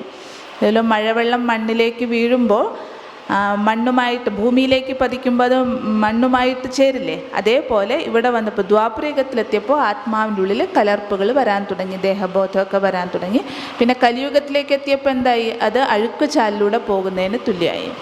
അപ്പോൾ ഈ സമയത്ത് ഇതുപോലെ ആ വെള്ളം ശുദ്ധീകരിക്കുന്നതിന് സൂര്യൻ വേണം. അതുപോലെ ഇവിടെ ജ്ഞാനസൂര്യനായിട്ടുള്ള ബാബ വന്നിട്ട് എന്ത് ചെയ്യാണ്? ആത്മാവിലുള്ള ഈ മാലിന്യങ്ങൾ, അസ്വച്ഛതകളെല്ലാം നീക്കുകയാണ്. എങ്ങനെ വന്നോ അതേപോലെ തന്നെ തിരിച്ചു കൊണ്ടുപോവുകയാണ്.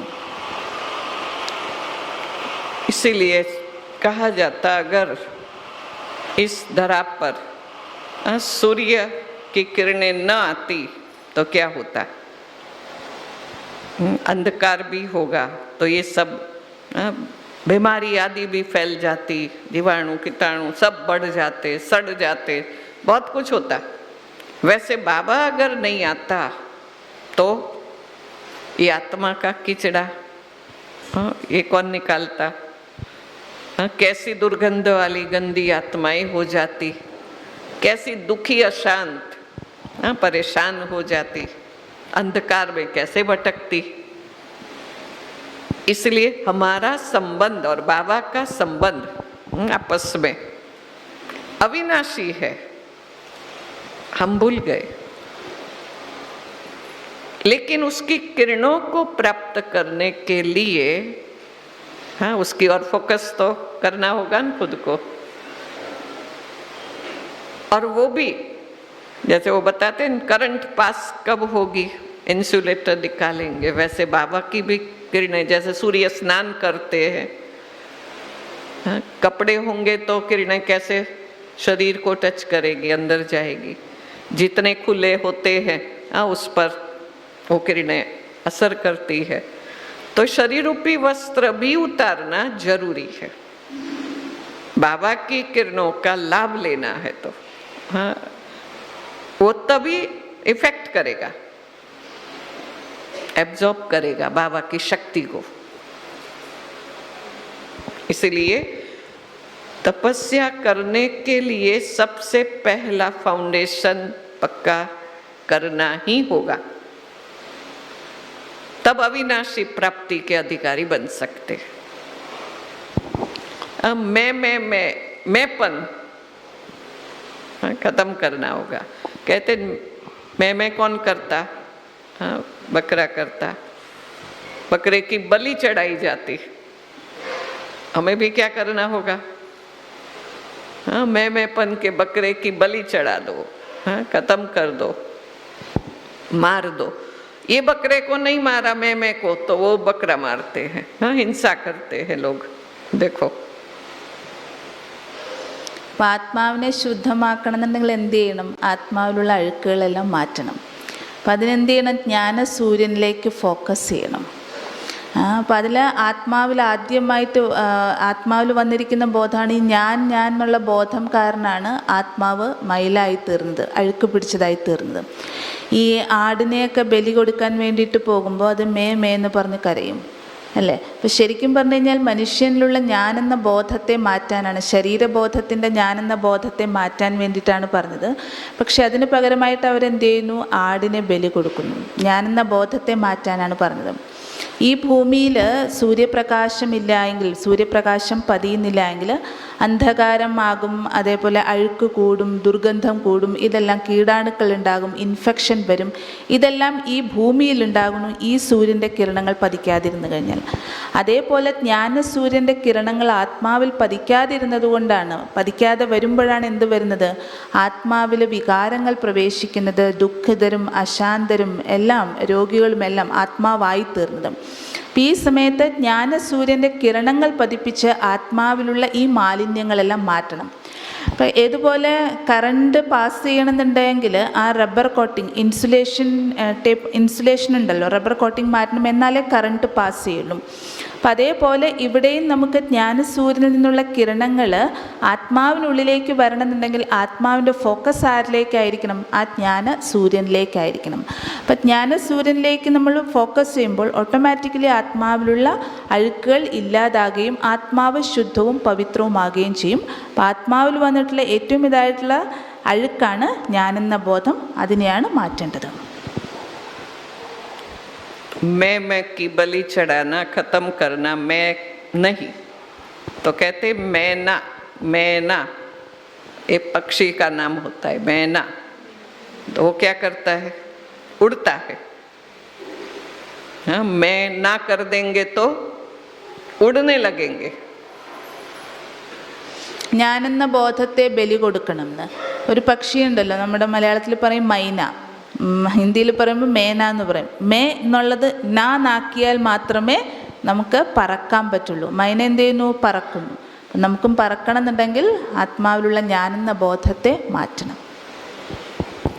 इसलिए मैं आत्मा बिंदु, अगर मैं शरीर, आत्मा के बदले शरीर समझो तो क्या कहते हैं कि शरीर समझने से माया पकड़ लेती है. क्यों? उसको पकड़ने के लिए प्रोजेक्शन मिलता है. बाबा नहीं कहते नाक से माया पकड़ लेती है. क्यों? पकड़ने के लिए है, कान है, हाथ है, तो माया को पकड़ना सहज होता है. और बिंदु बन जाओ तो कहाँ से पकड़ेगी? पकड़ेगी तो भी खिसक जाएगी। पकड़ने की कोई ऐसी चीज नहीं है।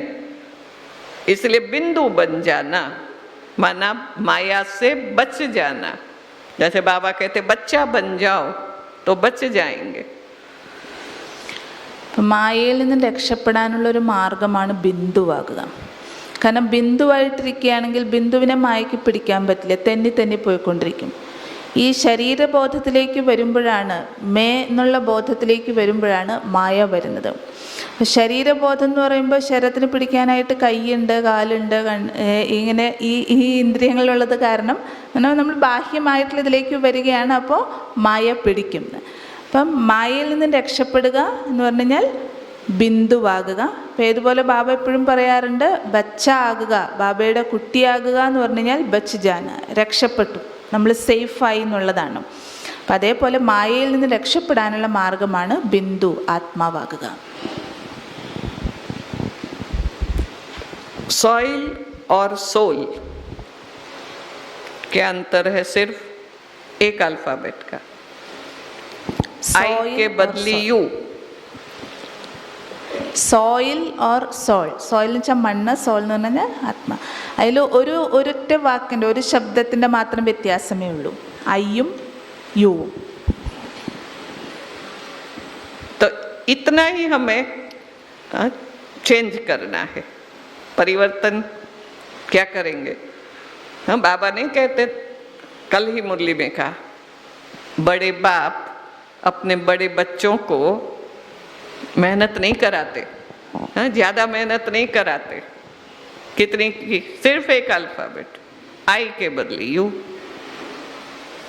तो क्या होगा? क्या से क्या बन जाएंगे? तो ये परिवर्तन हम करने के लिए सदा जागृत रहे। थोड़े समय के लिए जागृति रखेंगे न, जो कहते हैं अवेयरनेस, मैं कौन, ये जागृत रहे सदा। क्योंकि आदत है, मैं असत्य हूँ उसको हमने समझ लिया, वो मैं हूँ, सत्य हूँ वो भूल गए। इसीलिए जागना होगा। ये जागरण हमें करना होगा। तो कई प्रकार की प्राप्तियों से संपन्न हो जाएंगे, जैसे आए थे वैसे बन जाएंगे। तब बाबा पहले लेसन को इतना महत्व देते हैं। सालों के बाद भी हमको वो पक्का ही कराते रहते हैं। जैसे नया बच्चा स्कूल में जाता है, उसको एक लिखना नहीं आता तो क्या करते? उस पर लिखते जाओ, रिपीट करते जाओ, फिर उसे आता है। वैसे हमें भी क्या करना पड़ेगा? बाबा ने लिख कर दिया है, हमें कुछ ढूंढना नहीं है, नया सोचना नहीं है। आत्मा के बारे में पूरा ही समझ, नॉलेज दे दी है, ज्ञान दे दिया है। दुनिया में भी इतना किसी के पास नहीं होगा। आत्मा करेंगे, बाकी इतनी जो डिटेल विस्तार की समझ बाबा ने दी, वो रिकॉर्डिंग सब होता है, वो सब सुनाया, ये किसी के पास नहीं है। हमें तो सिर्फ उस पर रिपीट करना है। लिखते जाओ, वैसे सोचते जाओ, बन जाएंगे। आ जाएगा मैं आत्मा हूँ, वो पक्का हो करके आत्मा अनुभूति तक पहुँच जाएंगे। फिर आपको वही आनंद आएगा, उसमें ही मजा आएगा। तो वो आनंद हमें अनुभव करना है। तो बार बार दिल होगी हम आत्मा बनकर बैठे, ये अभ्यास जरूर करें। इससे ही हमें सर्व खजानों की अनुभूति होती रहती है। उनके आगे दुनिया के सारे खजाने फीके लगेंगे, तब हम दुनिया से उपराम हो सकते हैं। कोई भी आकर्षण नहीं रहेगी, क्योंकि अच्छी क्वालिटी हमें मिल रही है जो किसी के पास नहीं है। तो ये अनुभूति इसीलिए करना है कि हम डिटैच भी हो सके, सहज रीति से यहाँ से बंधन मुक्त होकर उड़ने लगे, और वो उड़ करके बहुत दूर एकांत की दुनिया में हमारे बाबा के सन्मुख मिलन मना सके बड़ी अच्छी तरह से। लेकिन ये बेज है, ये हमें पक्का करना होगा। सब करेंगे। ഞാൻ ആത്മാവാണെന്നുള്ളത് ഉറപ്പിക്കേണ്ടതിൻ്റെ ആവശ്യകത പറയുകയാണ്. ഞാൻ ആത്മാവാണെന്നുള്ളൊരു ഈ ഒരു പരിവർത്തനം കൊണ്ടുവരുന്നത്, നമ്മൾ എഴുന്നേൽക്കുന്നതിലൂടെ, ഉണർവ് കൊണ്ടുവരുന്നതിലൂടെ നമുക്ക് എത്ര പ്രാപ്തികളാണ് ഉണ്ടാകുന്നത്, എത്ര ഖജനാവുകളാണ് കിട്ടുന്നത്. നമുക്ക് ഡിറ്റാച്ച്ഡ് ഇവിടുന്ന് വേറിടാനായിട്ട് സാധിക്കുകയാണ്, ബാബയുടെ അടുത്തേക്ക് പറക്കാൻ സാധിക്കുകയാണ്, നമുക്കെല്ലാം കിട്ടുകയാണ്. ഒരു ചെറിയ പരിവർത്തനം മാത്രമേ കൊണ്ടുവരേണ്ടതുള്ളൂ. ഒരു ഐയും യു. സോയിൽ എന്ന് പറയുമ്പോൾ SOIL, അതിൽ നിന്ന് ഐ മാറ്റിയിട്ട് സോൾ എന്ന് പറയുമ്പോൾ SOUL. അപ്പോൾ ആ ഐ മാറ്റിയിട്ടൊന്ന് യു ആക്കിയാൽ മാത്രം മതി, സോളായാൽ മതി. ഈ മണ്ണ് മാറ്റിയിട്ട്, ഈ ദേഹം എന്നുള്ളത് മാറ്റിയിട്ട് നിങ്ങൾ ആത്മാവാണെന്നുള്ള ആ ബോധത്തിലേക്ക് വന്നാൽ മാത്രം മതി. അപ്പോൾ ഇതെന്തിനാണ് റിപ്പീറ്റ് ചെയ്യാൻ പറയുന്നത്? കാരണം ഏതുപോലെ ഇപ്പോൾ കൊച്ചു കുട്ടികളെ പഠിപ്പിക്കാൻ വേണ്ടിയിട്ട് എ എന്നുള്ള ലെറ്റർ പഠിപ്പിക്കണമെന്നുണ്ടെങ്കിൽ അതിൻ്റെ മുകളിൽ കൂടി വീണ്ടും വീണ്ടും എഴുതിപ്പിക്കില്ലേ? എഴുതിപ്പിച്ച് ആ കുട്ടിയെ കൊണ്ട് പഠിപ്പിക്കില്ലേ? അപ്പം അതേപോലെ നമ്മളും ഇത് റിപ്പീറ്റ് ചെയ്ത് പഠിക്കുന്നതിലൂടെ, ഞാൻ ദിവസവും ബാബ ഇത് തന്നെ പറഞ്ഞു തന്നുകൊണ്ടിരിക്കുന്നതാണ്, നമ്മളെ ഉറപ്പിക്കാൻ വേണ്ടിയിട്ടാണ്. ഈ ഒരു പരിവർത്തനം കൊണ്ടുവന്നാൽ മാത്രമേ നമുക്ക് ഈ അനുഭൂതി ചെയ്യാനായിട്ട് പറ്റുള്ളൂ, നമുക്കെല്ലാ ഖജനാവുകളും കിട്ടുള്ളൂ. അപ്പം ഞാൻ ആത്മാവാണെന്നുള്ളത് ഉറപ്പിക്കണം. तो सभी ने समझा हुआ है, फिर भी समझा फिर से, क्योंकि बाबा ने तो बहुत समझाया है, लेकिन वही बात को हम भिन्न भिन्न रीति से सोचे और पाठ को पक्का करना अति आवश्यक है। क्योंकि हमें आत्मा बिंदु बनकर ही तो रिटर्न जर्नी करनी है, शरीर को तो छोड़ के जाना है। इसीलिए जो तैयारी क्या करनी है, तो अपने सर्व गुणों को, अनादि गुणों को ऊपर में ले आए, दिखाई दे कि हाँ, ये बड़े शांत स्वरूप, ये प्रेम स्वरूप, आनंद स्वरूप, शक्ति स्वरूप आत्मा है, पहले नहीं थी। परिवर्तन क्यों आया? हमने परिवर्तन, हमारे कॉन्शियसनेस को परिवर्तित किया, देह हूँ इसके बदली आत्मा हूँ कर दिया। इतना ही तो किया, ज्यादा तो नहीं किया। हाँ, बिंदु ही तो बने। तो इस बारे में बाबा ने हमें जो भी नॉलेज दी है, हाँ, उसके हम चिंतन करते हुए स्वरूप बनते आगे बढ़े, तैयारी करें, जो सहज शरीर से अलग होकर अपनी भविष्य की यात्रा निर्विघ्न सफलतापूर्ण अपने डेस्टिनेशन पर पहुंच जाए। जैसे कहा था, बीच में कोई रोकने वाला न हो, कुछ ऐसा सामान ही नहीं है तो फिर कौन रोकेगा?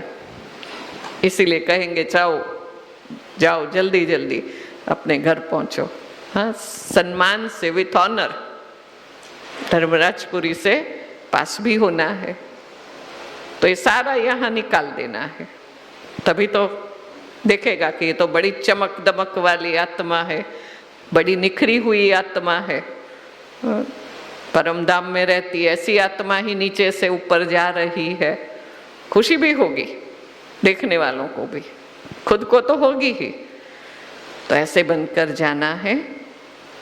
तैयारी में सिर्फ अभी इतनी ही हम तैयारी करें, शुरुआत करें, फिर तो बाबा तैयारी कराते रहते, वो भी करते जाएंगे। ഇപ്പോൾ തയ്യാറെടുപ്പിൻ്റെ തുടക്കമൊന്ന് നിങ്ങൾ ഇട്ടുകൊടുക്കുകയാണെങ്കിൽ ബാബ പിന്നെ നമ്മളെ കൊണ്ട് ചെയ്യിപ്പിച്ചോളും. നമുക്ക് വളരെ നിർവിഘ്നമായി സഫലതാപൂർവം നമ്മുടെ ഡെസ്റ്റിനേഷനിലേക്ക്, ലക്ഷ്യസ്ഥാനത്തിലേക്ക് എത്തിച്ചേരണം. അപ്പം അതിന് വേണ്ടിയിട്ടുള്ള ഏറ്റവും അത്യാവശ്യമായിട്ടുള്ളൊരു കാര്യമാണ് ഈ ഞാൻ ആത്മാവാണെന്നുള്ളത് ഉറപ്പിക്കൽ. കാരണം ബിന്ദുവായിട്ടാണ് നമ്മൾ വന്നത്, നമുക്ക് തിരിച്ചു പോകേണ്ടതും അങ്ങനെ ബിന്ദുവായിട്ട് തന്നെയാണ്. ഈ ബിന്ദുവാണെന്നുള്ള ആത്മാവാണെന്നുള്ള അഭ്യാസത്തിൽ കൂടി നമുക്ക് നമ്മുടെ അനാദി സ്വരൂപത്തിൻ്റെ അനുഭവം അതിനെ മുകളിലേക്ക് ഉയർത്താനായിട്ട് സാധിക്കും. ആത്മാവിൻ്റെ ഉള്ളിൽ ആത്മാവിൻ്റെ അനാദിയായിട്ടുള്ള ഗുണങ്ങളെ, ഇപ്പം ഞാൻ ശാന്തസ്വരൂപമാണ്, ആ ശാന്തിയുടെ സ്വരൂപത്തെ നമുക്ക് മുകളിലേക്ക് കൊണ്ടുവരാൻ സാധിക്കും, അതിൻ്റെ അനുഭവം ചെയ്യാനായിട്ട് സാധിക്കും. അപ്പം അങ്ങനെ നമുക്ക് വളരെ തയ്യാറെടുപ്പോടുകൂടി ഇപ്പോൾ റിട്ടേൺ ജേണിയുടെ സമയമായി. ഒന്ന് നമ്മളൊന്ന് ചുവടെടുത്ത് വെക്കുകയാണെങ്കിൽ ബാക്കി പിന്നെ ബാബ നമ്മളെ സഹായിക്കും. तो चलो हम अपनी सकारात्मक चिंतन से खुद की ओर यात्रा शुरू करेंगे.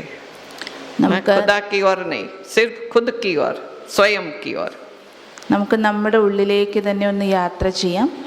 ഈശ്വരൻ്റെ അടുത്തേക്ക് പോലും വേണ്ട, സ്വയം തൻ്റെ ഉള്ളിലേക്ക് തന്നെ.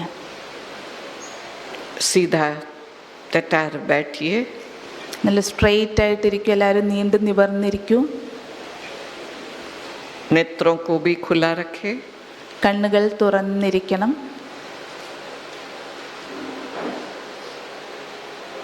अपने इन नेत्रों से इस हॉल में अनेकानेक चीज वस्तुएं हैं, दिखाई देती है. बड़े अच्छे अच्छे चित्र भी है, स्टेज पर भी, आसपास भी अनेक दर्शनीय चीजें हैं. ഈ ഹാളിൽ അനേകം വസ്തുക്കളുണ്ട്, ചിത്രങ്ങളുണ്ട്. സ്റ്റേജിലും ചുറ്റിനും പല ചിത്രങ്ങളും പല ദൃശ്യങ്ങളുണ്ട്. അതെല്ലാം എനിക്ക് കാണപ്പെടുന്നുണ്ട്. संगठन में हम बैठे हुए हैं, हमारे आसपास कई भाई बहनें बैठे हैं, लेकिन मेरी भी एक अपनी पहचान है. अपनी ओर,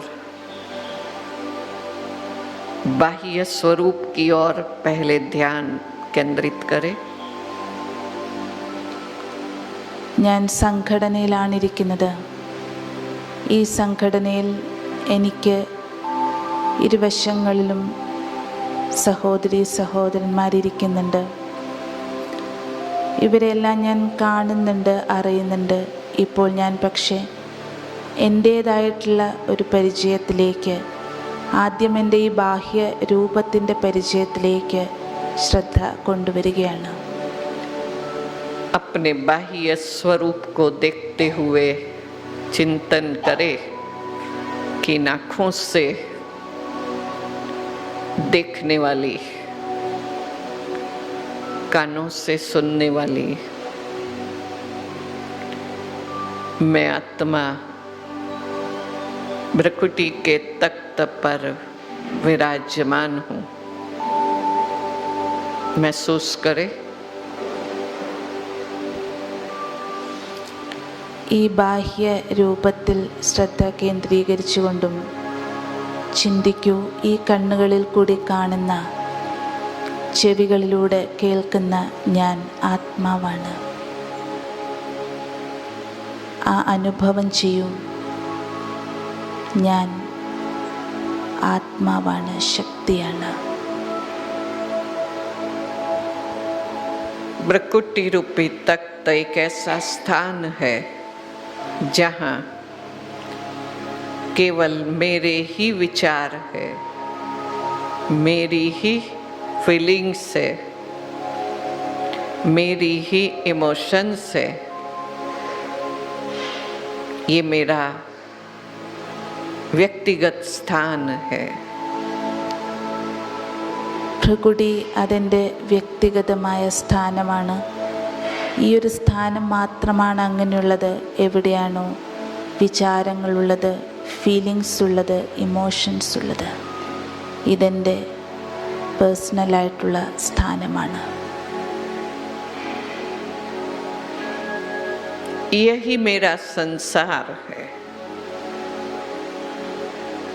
यही मेरी पर्सनल स्पेस है। ഇത് തന്നെയാണ് എൻ്റെ ലോകം, ഇത് തന്നെയാണ് എൻ്റെ പേഴ്സണൽ സ്പേസ്. जितना जितना स्वयं को इस स्थान पर केंद्रित करेंगे, उतना इस स्थान का प्रकाश बढ़ रहा है. ഞാൻ എൻ്റെ ശ്രദ്ധ ഈ ഭ്രുകുടിയിലേക്ക് കേന്ദ്രീകരിക്കുന്നതിനനുസരിച്ച് ഈ സ്ഥാനത്തെ പ്രകാശം വർദ്ധിച്ചു വരികയാണ്. इस प्रकाश का स्रोत मैं ही हूँ. ഈ സ്ഥാനത്തുള്ള പ്രകാശത്തിൻ്റെ സ്രോതസ്സ്, ഉറവിടം ഞാൻ തന്നെയാണ്. मैं प्रकाश पुंज आत्मा हूँ.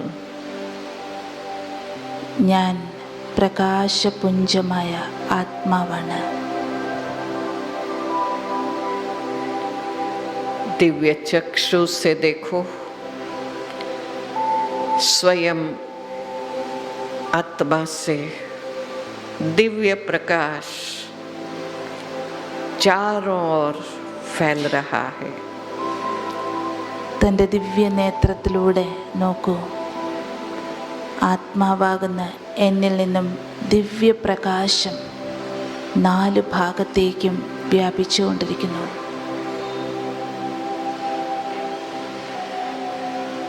मैं आत्मा शांत हूँ, शुद्ध हूँ. ഞാൻ ആത്മാവ് ശാന്തമാണ്, ശുദ്ധമാണ്. अति सूक्ष्म हूँ. അതിസൂക്ഷ്മമാണ്. पॉइंट ऑफ लाइट हूँ. പ്രകാശബിന്ദുവാണ്.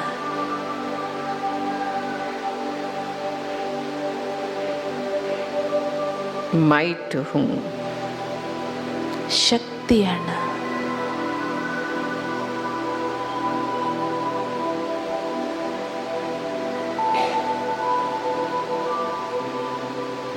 स्वयं को अनुभव करें, मैं एकदम ज्योतिर्बिंदु आत्मा सारे शरीर में इस चमकती मणि का प्रकाश फैल रहा है. സ്വയം അനുഭവം ചെയ്യൂ. ഞാൻ ആത്മാവ്, തിളങ്ങുന്ന മണി ഈ മുഴുവൻ ശരീരത്തിലേക്കും തൻ്റെ പ്രകാശം വ്യാപിപ്പിച്ചുകൊണ്ടിരിക്കുന്നു. यही मेरा अनादि स्वरूप है. ഇത് തന്നെയാണ് എൻ്റെ അനാദി സ്വരൂപം.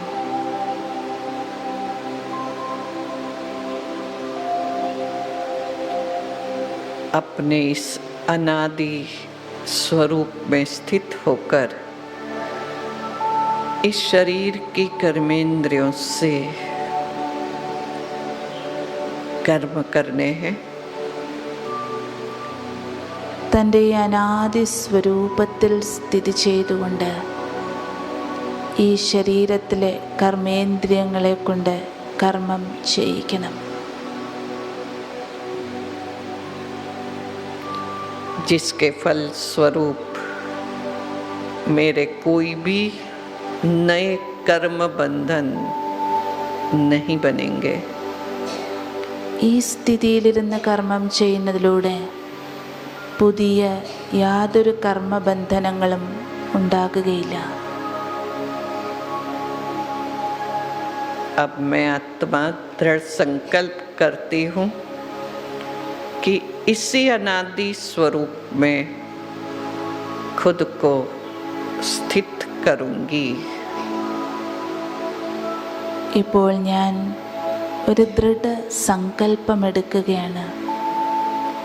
എനിക്ക് എൻ്റെ ഈ അനാദി സ്വരൂപത്തിൽ തന്നെ ഉറച്ചിരിക്കണം. और चारों ओर इस अनादि गुणों के वाइब्रेशन फैलाऊंगी. എനിക്ക് 4 ഭാഗത്തേക്കും ഈ അനാദി സ്വരൂപത്തിൻ്റെ ഗുണങ്ങൾ തന്നെയാണ് വ്യാപിപ്പിക്കേണ്ടത്. मैं इस देह से न्यारी अति सुंदर अति शांत आत्मा हूँ.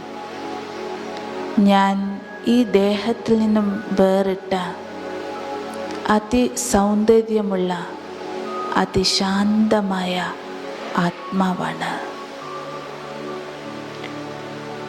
कितना न्यारा और प्यारा ये अनुभव है. ഇതെത്രയോ വേറിട്ടതും പ്രിയവുമായ അനുഭവമാണ്.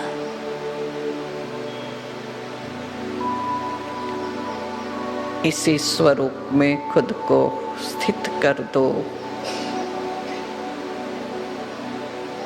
സ്വയം തന്നെ ഈ സ്വരൂപത്തിൽ സ്ഥിതി ചെയ്യിക്കൂ. मैं चमकती मस्तक मणि हूँ.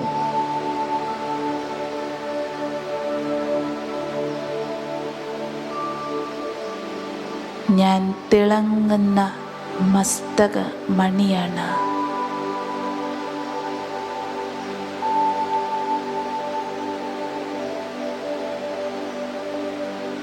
मुझे आत्मा से मणि से चारों ओर लाइट एंड माइट फैल रही है.